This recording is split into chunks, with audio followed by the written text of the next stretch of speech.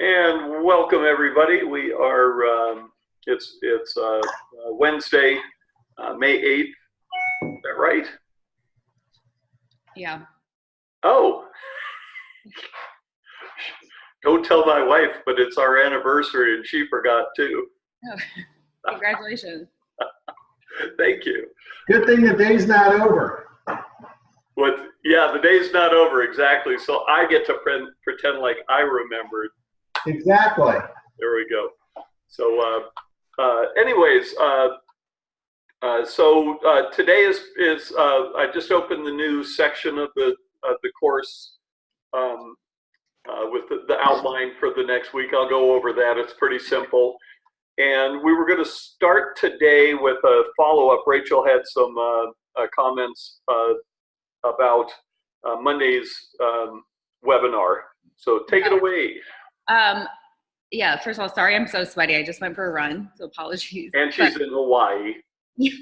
It's really hot. It's really humid. I'm not used to that from Northern California. Yeah. Anyway, so I was looking at, when Daniel's thinking like, oh, what should I plant? And this kind of goes for me too, because like, although I don't own land, like I obviously have the choice of what can I buy, and it's like going to a grocery store. You can choose whatever you want, really. How I just kept on thinking when I was listening to Daniel talking that, the Nielsen data, like that's great to look at, but that's pulling data from nationwide perspective versus like I look at myself and I look at that data and all I can think is like, it just doesn't matter for me because I'm in this niche, right? And in my niche, I think only having like Chardonnay and Cabernet actually makes you less competitive. And, I think about like where Daniel is and, I was thinking, well, if I own Daniel's property, I would maybe consider doing things like super esoteric, but yet there's a market for it, like Aglianico. Like one of my favorite Aglianicos in California comes from Paso. And it works well with the climate. And I think that, if you're going for a niche as a small producer and you're never going to do more than 1,000 cases a year, then why not try to differentiate yourself through something really specific, like only Italian varieties or only Spanish varieties. But yeah, I don't know. I guess my point of view is like just doing things that everyone else is doing is like makes you more likely to just get lost in the crowd. No? Well, again, this is just perfect. And by the way, the questions like this come up frequently in the Master of Wine examination. You have a piece of property here with these specifications and here, what would you plant and why? Right. And so again, it's, there's no crystal clear answer. And it's perfect for framing as critical thinking, or as we discussed, a SWOT analysis. So on the one hand, let's discuss there's several different buckets, if you will, to kind of fit this thinking. So let's start with the individual, and it could be you're just simply passionate about something, whether it's Aglianico or Tempranillo or Nebbiolo or whatever, right? So there's that personal passion. The second idea is emulation. I want to emulate a product out there, and remember, Daniel's also looking at the integration, so he's actually going to make the product. Right. But then there's also other background conversations to have in terms of what happens if you stop making the product for whatever reason. Right. So when you want to sell the property, so what's the exit strategy for the vineyard as a standalone, separate from an exit strategy for the wine and the winery? And then there's also the highest return on investment approach. So, and there's probably innumerable iterations. Do any other thoughts come to mind as kind of an approach? Yeah, I mean, I think I just keep on thinking that one of the biggest considerations is going to be like, what's your final case projection? Because I would think that in each tier, your priorities are going to shift. Yes. And also where you're located, like your appellation, like what's currently the varieties that people think of when they think of that appellation, because that's going to be really, and where's it projected to go in the future, because future trends for Paso might be really different to future trends for Sonoma. And that could be the sort of the emulation. Right. What's it known for? We're going to emulate, that we can, if you're in Lodi, your Old Vine Zin becomes a real key opportunity. Right. You've got different ways to do Syrah, and so you could look at what the sales are and success of the wines of the region. And let me just use Lodi for a second to get it away from Paso. Have you ever had Clinker Brick Syrah? I've heard of it. I don't think I've ever tried it. You need to try it, because it's also one of the very few wines that's made with 100% of the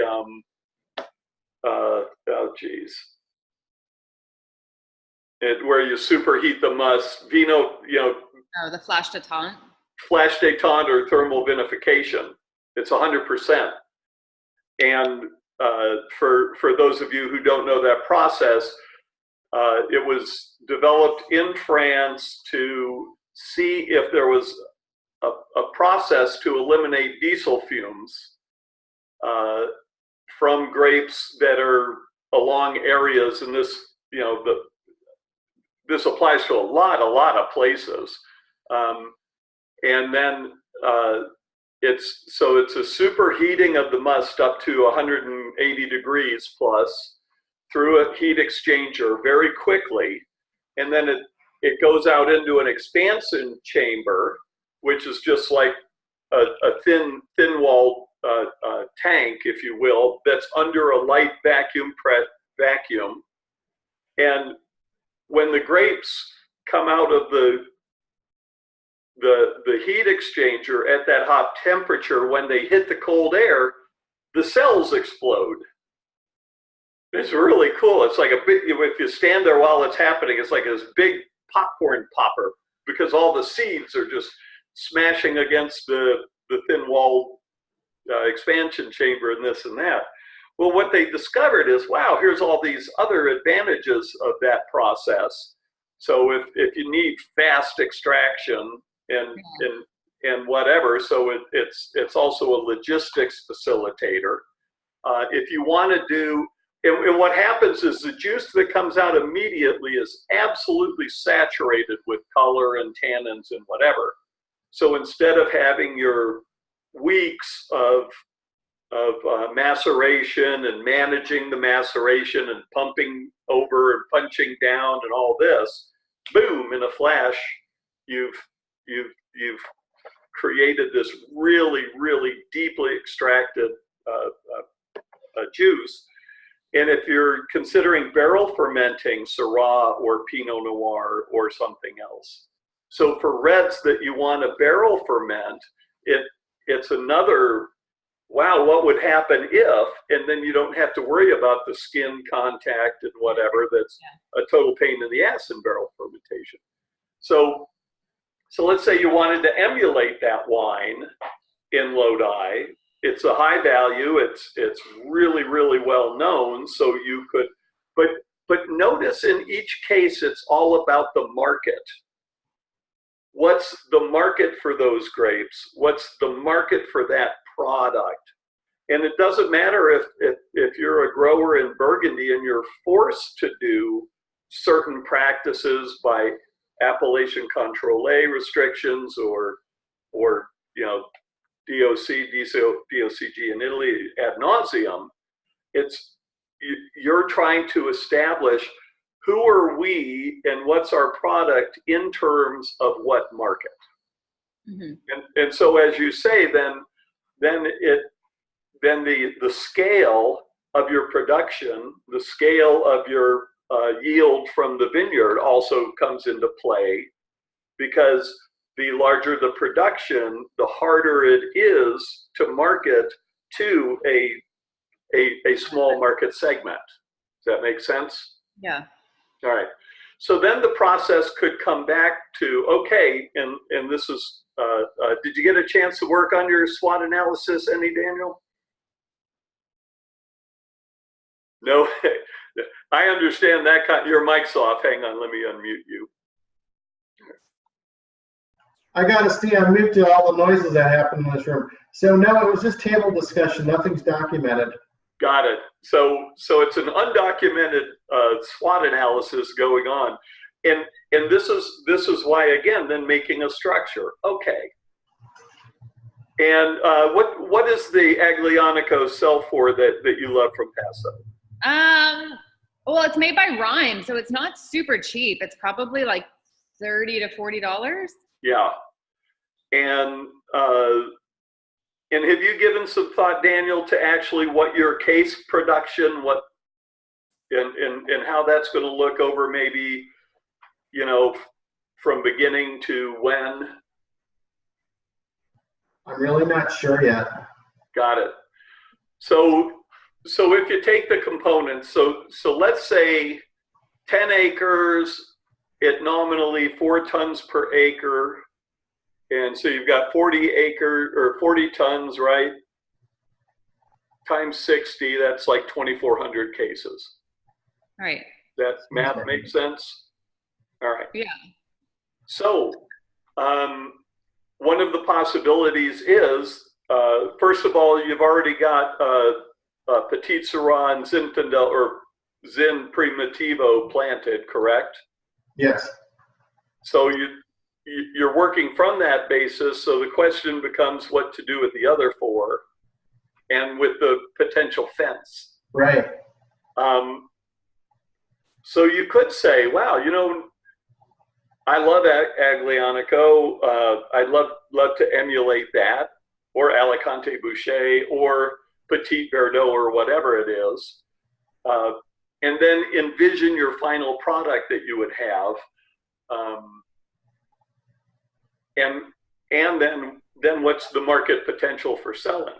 And where the pragmatic decision would be to do a cab-based blend that could either be sold as a Cabernet Sauvignon, even though it might have some Syrah and even some Zin in it, or whatever you decide. Or go the prisoner route and whatever, and go red blend. And if the Aglianico, let's say, is $30 or even $35 a bottle, could you potentially make a $60 bottle of wine? And now where do you go, right? Yeah. And your cost is virtually going to be the same. And so what you in effect have done on that, let's just call it 2,000 cases, if you're doing direct to consumer, then you can extrapolate what's that margin, the difference between the $30 and a $60 special, reserve wine, etc. And that extra margin goes directly into your marketing, into your outreach, into entering competitions, whatever it is to market your product. So if you go the Aglianico route, you also then have to think about, the end game. If I planted this and had this weird mixture in my vineyard, and if the exit strategy, do you have kids that are interested in the business down the road, Daniel? Possibly. So then you look at, is there any potential for succession planning to the family? Right. And I think I've mentioned that I'm doing a winery search in Australia, and there are hundreds of these tiny little cellar door properties with anywhere from 5 to even 100 planted producing acres. It's all done cellar door, and this was a really, really hip thing to do if you lived in Sydney, to buy property in the Hunter Valley, to do this kind of thing, and all up the Gold Coast and Western Australia. But the kids don't for the most part, are abandoning the family business. And all these people are trying to sell at once, and it's a really, really hard sell. So anyways, you know, all of these things go into, and your idea, Rachel, is 100%, you know, plausible. If you're passionate about that, great. And maybe you want to do something or feel that you might even be able to become the premium. But it's, I think of it as almost like a well, two things. I think of it kind of like as a restaurant analogy. Like if I was going to open up a nationwide chain of restaurants, I probably wouldn't choose an esoteric cuisine, right? I would go with something very simple, like cheeseburgers, fries, salads, great. But then I look at like where I live, you know, in like San Francisco, and there are, you know, some very esoteric restaurants like Burmese, you know, is wildly popular with lines outside the door, and they probably couldn't open a nationwide chain. But what they do is by having 2 restaurants in San Francisco that are wildly popular, I'm sure they're making money, right? So I kind of think of our business as like that too. And the other thing too is like, couldn't Daniel just like hedge his bets and plant something that he knows is a sure sale, right? Like Cabernet, and then plant much smaller quantities of more esoteric varieties to kind of test the market. Try doing those as single bottlings.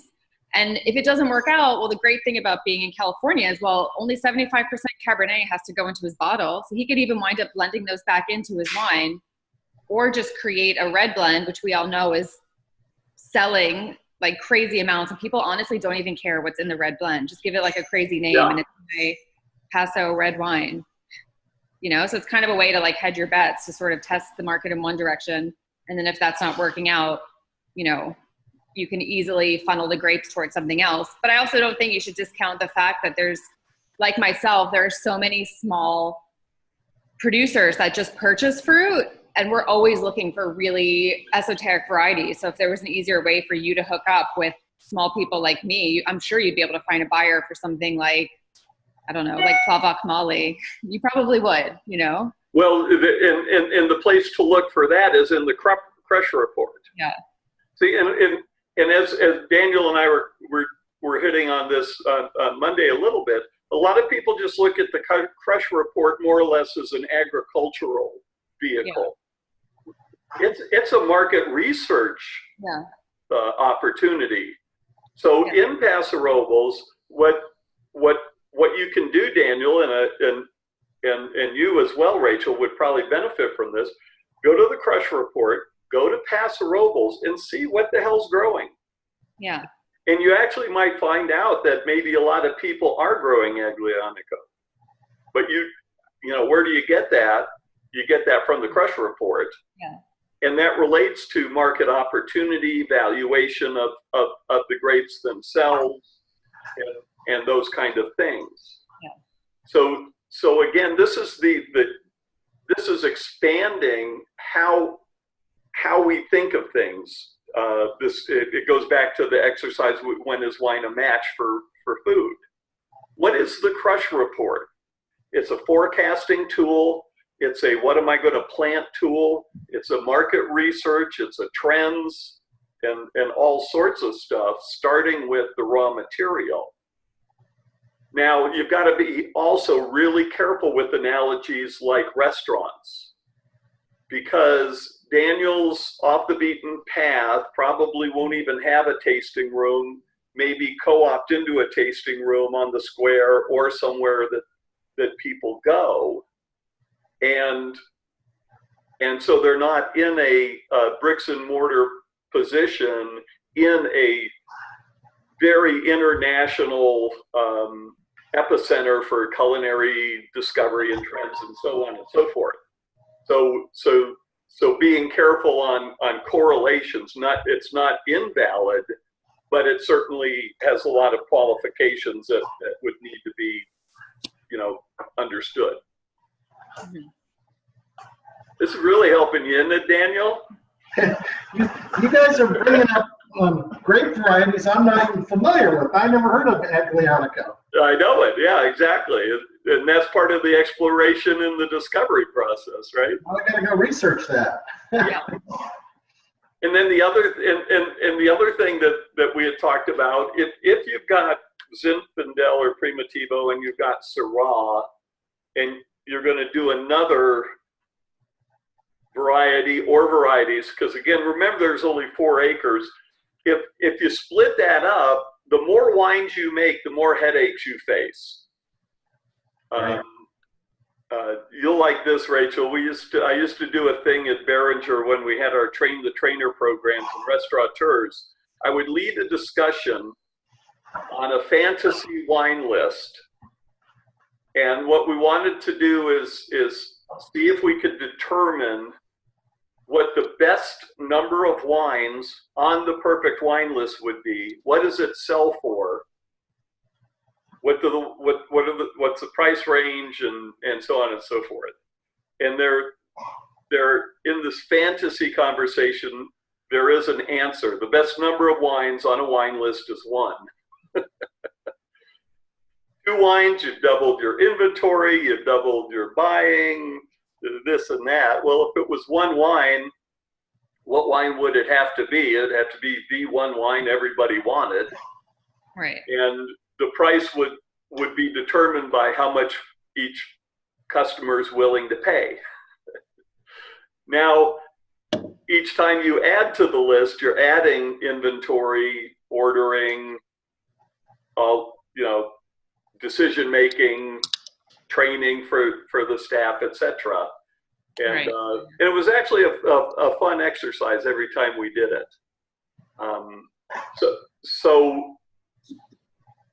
So another thing that to throw in the mix, what are your favorite wines, Daniel? What are you most passionate about? Honestly, I'm usually a Cabernet drinker, and so is my wife. Yeah. So that's the other thing. That's the personal preference. We're really passionate about this. Our highest end wine, and your story is about this and Right. what you're doing there. We purchased the vineyard with beautiful Syrah and Zinfandel, and then it could be that you've got your what we would call your halo wine, which would be your high price Cabernet, and then you do a red blend, and you'd also want that as at the highest price point possible. So, all this just goes into the mix. But it's kind of a balance, isn't it? Between you need to make something that you feel passionate about so that you want to keep on doing it. But then I always look around the wine market and I see, especially for things like label designs, like terrible designs that probably looked great to the owner with no consideration of what other people might like. Right. Like when you walk into someone's house and it's so specific to their taste, and they're never going to be able to resell it because it's so particular. Eclectic. I feel like you're always trying to balance, can I sell this? Are there people that will buy this? But then also, maybe what would sell the most is a 15% Cabernet, but I personally don't like to drink those, so I would never want to make one. Right. Yeah. And the other thing is, to separate, and this goes back to my very first lecture, my introduction to this course. Sometimes you just got to step back from your own personal preferences and then take a look at, how is this going to work business-wise? Right. And your personal preferences could get you to exactly where you need to be because you're passionate about it. You want to find people that are like-minded. You've been to Burma, you can tell the story, but it won't scale. And so it also then puts in a lot of risk and things that have to be mitigated. So, there you go. And the other thing I was thinking about from the recording on Monday is I think you guys were talking a little bit about how many products should you have. And then I was thinking, if you have a tasting room, you probably, the first winery I ever worked to harvest at, they specifically planted a few rows of things that would be in the tasting room only, that they were never going to sell because they were like, well, we can't, so this is in Anderson Valley, and this was Canez, which was just recently purchased by Costa Brown. And they were like, well, we're Pinot Noir specialists, but we can't have a tasting room with 3 or 4 Pinot Noirs because it will bore people, and that's not what people want when they go wine touring. So then they wound up making Rosé, and of course they had Chardonnay, but then they wound up planting Syrah, as well as like Friulano, Malvasia, and Pinot Grigio to make an Italian white blend that would only ever be in the tasting room. So I was thinking like that probably makes sense, if you need to develop a big portfolio, but if you're going to do online only, then you probably can just specialize in Pinot Noir, right? Well, and do you become so specialized that you can't really even create a wine club because you don't have that diversity? Right. So again, that goes in. And the number one way, especially Daniel's case, is not to plant vines to make the rosé or the it uses the bulk business, and we had talked about that as right. alternative. Yeah. When we opened I was actually responsible for opening the tasting room for Meridian Vineyards in Paso, which was the old Estrella winery that we had talked about. And Chuck Ortman was the winemaker. We did a beautiful renovation. It was a gorgeous space, and it was necessary to add sweet, to add a rosé. Right. And that's really simple to do. Yeah. If you find you need to expand, or if your business plan, the way you're writing it, requires to have those alternate options. And also just because, if you're, as someone who's done wine buying and wine sales, if you're doing direct to account, it's really hard to get appointments if you only have 2 wines to show, right? Versus if your wines are with a distributor, they're going to bring them out with other people's. But if I go to an appointment, and it's easier for me to get an appointment if I'm like, I have 6 different wines to show you. I would say yes and no on that, and it all depends on the wine, the positioning, the kind of recognition it's getting, and so forth. So again, a lot of times when I was a buyer, I'd have people come in, we've got this portfolio, I'd say, give me what you really want to sell me. Right. And because I don't have time for the 6 wines. Mm-hmm. So again, there's always, plus and minus, and Time's up for me, guys. I got to bow out, and I'll catch up on the rest later and see you guys on Monday night. All right, fantastic. Thanks, buddy. Take care. And I will be looking at these grapes. Maybe we'll talk about it some more on Facebook. Yeah, that'd be great. It'd be a good exercise for everybody in the class to go back and look at the Grape Crush report, because they can also show you trends and figures. There's dozens of pages of data in that report also, and it can be very worthwhile. All right, great. Cool. Thanks, Daniel. All right, Miss Rachel. Anything else or do you want to continue on this? No, I guess I also had a question though. Is there a good place to get wine like research, market data for like other countries, for internationally? What I would point you to is the TTB site. Okay. And they have an export page, and then see if you can find the equivalent of, for example, the California Wine Institute or the TTB. And yeah, I think it's the answer is ultimately yes, but it comes in different forms and so forth. New Zealand has, matter of fact, I think I just got a note that the New Zealand equivalent of the Crush report is out. Mm-hmm. And so yeah. Okay. All right. Hey, John. How are you doing? I don't know. I think he stumbled into our room. So what else are we supposed to be covering today? Today I'm going to talk about final projects. Okay. And then Monday, I'm thinking I'll do my presentation. Are you available on Monday? I'm actually not going to be able to make it on Monday. Okay. I'll be flying back home. All right. You know what I think I'm going to do is I'm going to I'll send in my email. I'll ask what day most people can make a live one because Yeah. I'll do my World According to Tim about Right. the market, about consumers, about history and tradition, and why we should abandon wine and food pairing as one of the most ridiculous and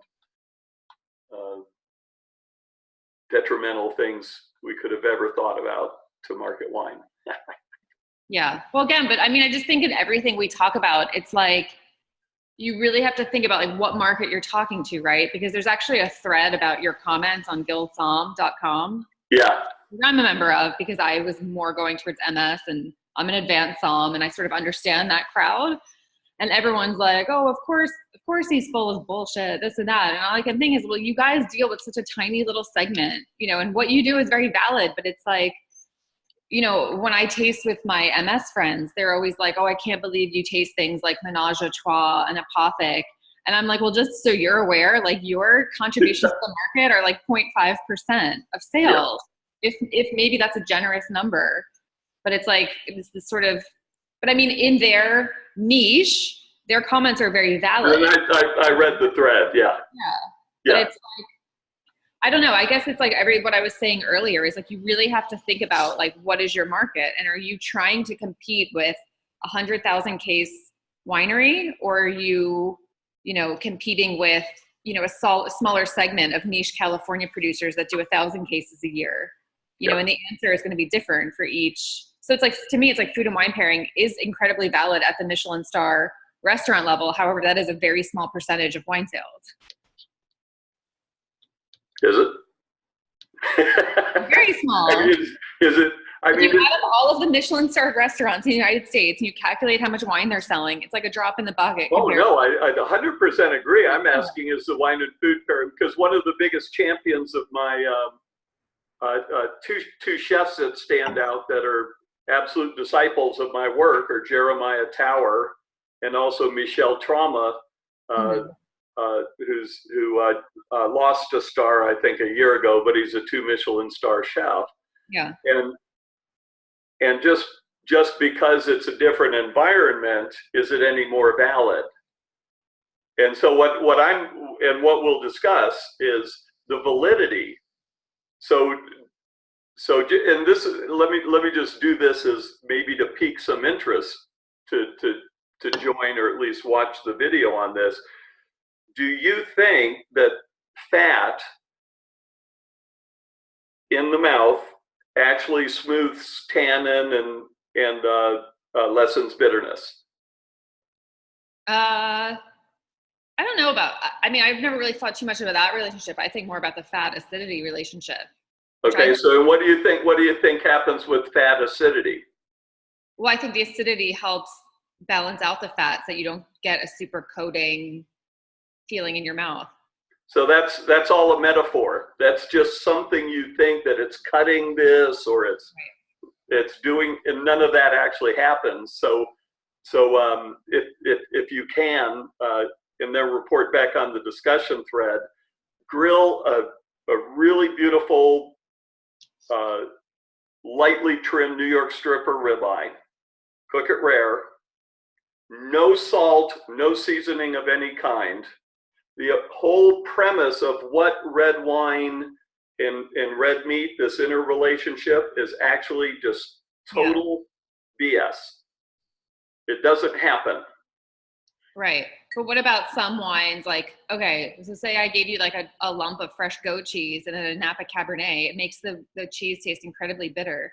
For everybody? I think for most people. It takes away the enjoyment of like the delicacy of the cheese. Most people won't find that. So this is what I study and this is what I do. And I can pretty much guarantee you, and when you come to my house, I'll show you the setup. We'll have goat's cheese, we'll have oysters, we'll have steak, we'll have salmon, we'll have Pinot Noir, Moscato, Cabernet, Aglianico if you like, and whatever. And when you go systematically through it, you'll find, and do it with a group of people so that you can also look at the genetic variables and perceptive differences. Harvey Steinman, Madeline Kamen, who was the really renowned teaching chef, find that the combination of blue cheese and red wine make the wine horribly bitter and disgusting. And they represent probably less than 5% of people who experience it, who actually get the opposite. Okay. So they write in the Wine Spectator or in their books, don't do this, this is horrible. I know because I experienced it. Does that make it valid for anyone else? And Right. the answer is maybe. And so what we do is, again, and we'll talk about metaphors. So one of the things that to understand, metaphor is actually scientifically a physical protein connection in your brain that bypasses reality. So if you think it's true, your brain will immediately jump to the conclusion of what's happening. Right. And so the more we become trained about wine and food, the less we actually experience the experience. Our brain's already telling us what the conclusion is. Right. So anyways, so that's what we'll be talking about on the either Monday or Wednesday. But if Okay. you look at, like, can I say one more thing? If you Oh, look absolutely. at food and wine pairing, okay, but if we're in like a business course and you say like, well, is food and wine pairing valid? You know, it's like I've worked at a 3 Michelin star restaurant. It's very valid for us because it helps us make money. Because Right. No, it can be a sales tool. Yes. right, to upsell. But then on the other hand, you know, when you're thinking about, you know, cuisines like China, well, yeah, trying to sell wine in China, doing our traditional Western food pairings could be like a huge detriment. You're basically telling people you can't have those wines with those foods. Well, it's like, I need to sell the wine. It's like, I'm going to tell them you can have whatever you want with it. Right. So it kind of, again, depends on like who your market is, because it can be a sales tool. Well, again, it's a story that's filled with complete misrepresentations of history and tradition. Right. Then compounded by pseudoscience that, oh, the fat coats your mouth and makes the wine smoother. No, it doesn't actually. It has the exact opposite effect. That, oh, the acidity in cutting this and blah, blah. But at the end of the day, it eliminates the consumer and any sense of hospitality. Right. And it's all BS. So one of the things, and I've been doing work in China for 25 years, my book's coming out very shortly, hopefully next month. One of the things that's often cited, oh, it's so hard to pair wine and food in China because they bring out so many dishes at once, right? Mm-hmm. And you've got duck liver and chicken feet and prawns and this and spun sugar and all this kind of stuff. Do you know what the definition is for French cuisine or French service? What defines classical French service? And I should know this because I have a master's degree in gastronomics. I know there's Russian service, like service à la Russe. À la Russe. Service à la Française. I think service à la Russe is the one where they would do course after course. Is a single dish. Right. And service à la Française is everything, including desserts, coming out all at once. Right. So how did wine and food pairing work in France in traditional French cuisine? It's no different from what's going on in China. Right. And so ad nauseum. So anyways, and sometimes we like to think, oh, when, you know, this 3-star restaurant or this and that, and we're not really thinking clearly. Right. But like I said, to put your business hat on, you know, where I worked, our profit margin was so much higher on selling the wine pairing. And it also is, you know, selling people an experience. So even Right. if it's total bullshit, it's much better for the restaurant. Or is there, if you're taking a business approach, is there even a better way to do it? I don't know. Wine pairings are pretty good because you can get rid of a lot of excess wine. Oh no, I know all the business advantages and disadvantages as well, but it's a longer conversation and one we can also have on a call. Right. All right. Okay. So let me just run through this. This is actually pretty simple then for today. And by the way, I love these kind of conversations, and people like Doug Frost and dozens and dozens of the top people. Do you know Anthony Moss? A little bit, yeah. Yeah, he's actually proposing that he and I do a session at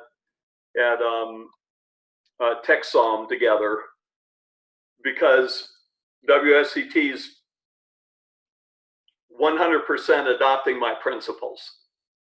Mm-hmm. And they, I think I might have mentioned, they wrote out mention of me in that. So we're doing a restoration tour, if you will.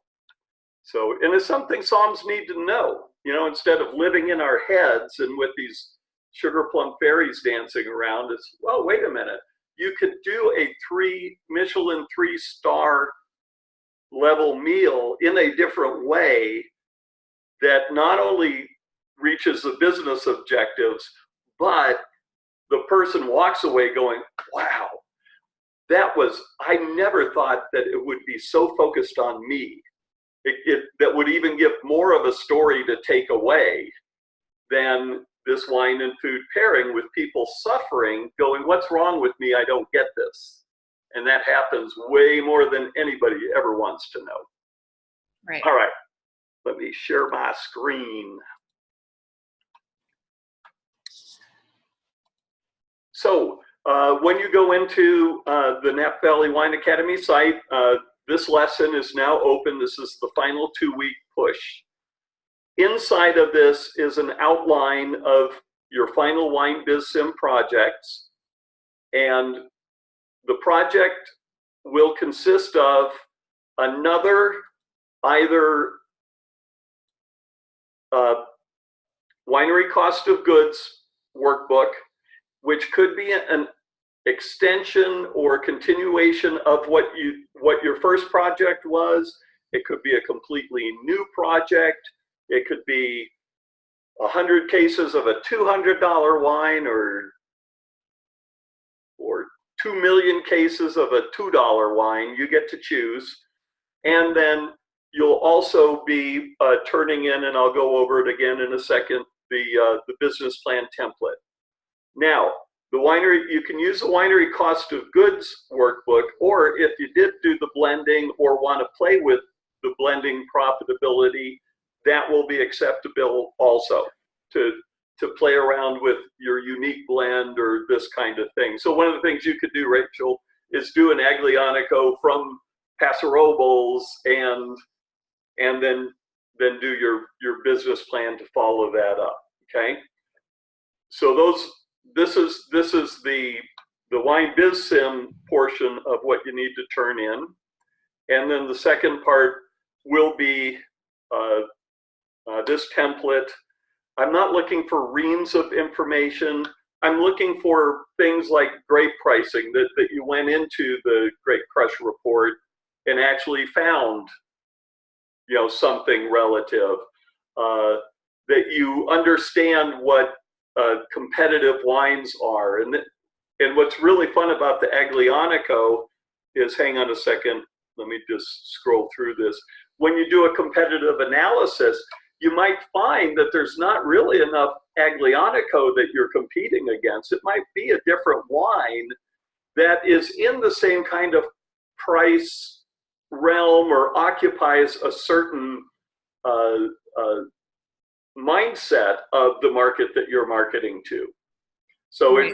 It could be some other obscure variety that's really successful, and you're going to market against that. It's worth mentioning, when I did the repositioning of Moscato with Trinchero, they said, what's our competition? And I said, your competition is White Zin, not other Moscatos, because the category was so tiny.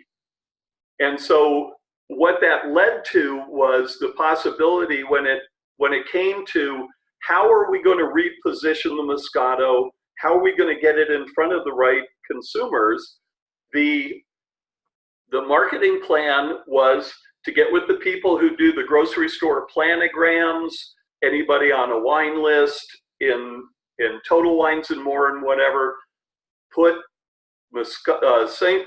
Sutter Home Moscato positioned right next to White Zinfandel with a simple, this is a wine that makes White Zinfandel drinkers go, wow. All right. So use a little some interesting thing. And then, you know, how are you positioning to a wholesaler, distributors, to a store buyer, and so forth, right? And then a few things on what kind of, what's your pricing strategy, you know, if you've got an MSRP of $20, but you're going to sell for $15, are you going to account for that in your business planning, or is the MSRP just a fantasy and that's what really happens, etc. So go through this, and we'll have 2 weeks to work on it. And then the final part of this is that you've got up to 4 weeks after the conclusion of class. So class is officially over 2 weeks from today. You've got an additional 4 weeks if you've gone on vacation in Hawaii and you haven't been doing your homework, or if your dog died, or you moved, or you're about to take a major exam. Or you're about to take a major exam. Exactly right. Exactly right. Okay. So so that's the final project. And then the last point that I'd kind of like to cover is making sure that everybody got what you need out of the course, and this is really the period, and we can do this for a couple weeks beyond too. Set up a call with me. If you've asked me to set up a call and I didn't get back to me, because I really do want to have the calls with each and every one of you.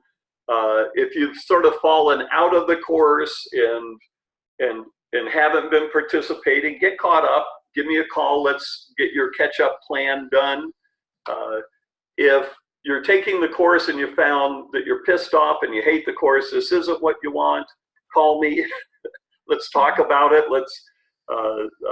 At this point, you're not getting a refund, but I'll be glad to do everything in my power to make it right and to get people on the track that they were hoping to be on from the get-go. Okay. All right. So that's about that. And any questions on the final projects from you, Rachel? Mm-mm. All right. And any final questions in general? No, I think just it would be good maybe to have a chat maybe one day next week, because I'm just trying to go through all of the business questions. Like, yes, I printed them all out to just go over some major topics that I think probably I don't know what they are yet, but like, you know, just go through and just make sure some questions. So I just noticed looking through the questions more recently, they're getting very specific, like with like scenarios versus like even 10 years ago, they were very generic questions, but now it's like lots of scenarios. Like, what would you do if you had this, you know? Right. Yeah, just like we were talking about with Daniel, you've had right. this, or you've got $2 million to invest in, and then they give you a winery. Where would you allocate the money and those kind of things? I don't think they've done this in a long, long time, but when I was sitting the Master of Wine examination, in the tasting portion, I think somewhere in about the mid 80s, they gave a flight of 5 wines, and they said, write 100 words of advertising copy for each of the wines. And this was in the practical tasting. They didn't ask anything about name the variety or the this or that. And it was really kind of fascinating, that approach. In a blind tasting, they're giving you something, right, and asking you to write advertising copy. So. Yeah, they should do that again, because they keep on saying how they're moving away from points allocated to region and grapes, because with the acknowledgement that the New World and the Old World are moving so close together that it's really difficult, it's becoming more difficult to say conclusively, like, that's a New World Pinot Noir, because, you know. Right. But, yeah, and that's where the funneling process really, really pays advantages. What's your deductive process? And the wine was a Sancerre from a modern producer, and you picked wherever else in the world. And then also look at where the points are allocated, because even today, the allocation of the points is relatively small in most cases for the region and variety versus the process and everything else. So, I mean, I just think with so many of these, and it's something we could talk more about, but I think with so many of these business questions, it's like there are multiple ways to be successful, you know? And so I think I'm learning to just not hone in on like, this is the answer, because, you know, it's like recently, a couple of years ago, they had that question, like, it's like, the question was something like, what's most important to the consumer today? Brand, appellation, or variety? And I look at that question, I think, well, you know, you really could answer it conclusively. You could just, I could write a paper for each thing, because depending on what niche of the market, and, you know, what country and like who you're talking about, it really could be any of those three things, especially even price point. Well, yeah, at like $10 and under, it's probably variety. But for like ultra premium wines, it's probably brand, you know? So it's like, you could answer it in so many different ways. Because again, even like talking earlier today, it really depends on like, what is your market? Because the answer is going to be different. well, this is the outlining. That is exactly the kind of question, when is wine a match for food? Right. Well, it's like for who? Because for someone in China, it's not the same answer for me. Well, no. So there is a way, again, and this is critical for the actual sitting of the exam, that you reflexively know exactly how you're going to answer that as soon as you see it. And it's obvious which is important, is highly dependent on which. One could say in most general terms that it is the brand. And then remember how we discussed what does brand mean. Right. Brand might be Chardonnay. All right. Brand might be Zinfandel. There's an advocacy organization for Zinfandel. It represents something, and et cetera, et cetera. So that's the critical thing is how you define these really key terms that don't lock you out in your answer. And then how do you set this organization so you can take each one of those individually, or you can compare and contrast each with different markets. Right. And then you can say, so my conclusion is that this, and this. Right. And then you may end with your personal feeling or the most general global answer, but you've qualified it in a lot of really smart ways that show you really understand. Right, because it's like for that question, it's like, well, it's like, how do you define the consumer, right? So I would say, obviously, there's not one consumer in the world. There's many. However, if you're going to choose like the consumer with the greatest buying power, then like this might be the answer. Like, but obviously, like, you know, an entry-level wine drinker in China is a very different consumer to a wine collector in Northern California. Yeah. Yeah. So why don't we work on that question? Okay. And send me an email with just your outline as we discussed. Just break it down how you would go about it. Right. And then let's use that as our talking point. All right. Sounds good. Well, aloha, baby. Okay. Have a great time and have a great flight back. And thanks for being on. I really appreciate it. Okay, everybody. Talk to you all soon. Bye.